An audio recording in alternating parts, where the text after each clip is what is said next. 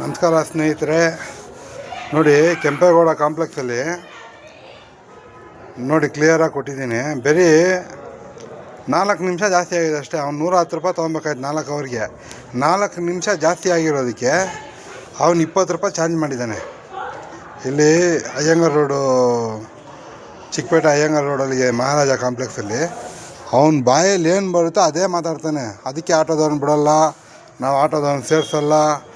ಏನು ದಂಧೆಗಳು ಮಾಡ್ಕೊಂಬಿಟ್ಟಿದ್ದಾರೆ ಇವರೆಲ್ಲ. ಏನು ಅಂದ್ಕೊಂಬಿಟ್ಟಿದ್ದಾರೋ ಗೊತ್ತಿಲ್ಲ ಇವರೆಲ್ಲ. ಇವಾಗ ಅಲ್ಲಿಂದನೇ ನಾನು ಸರಿ ಆಯ್ತು ಏನಕ್ಕೆ ಅಂದ್ಬಿಟ್ಟು ಮಾತಾಡಿದೆ. ಆಟೋಗಳನ್ನೇ ಬಿಡೋಲ್ಲ ರೀ ನಾನು, ಅದಕ್ಕೆ ಹೇಳೋದನ್ನು.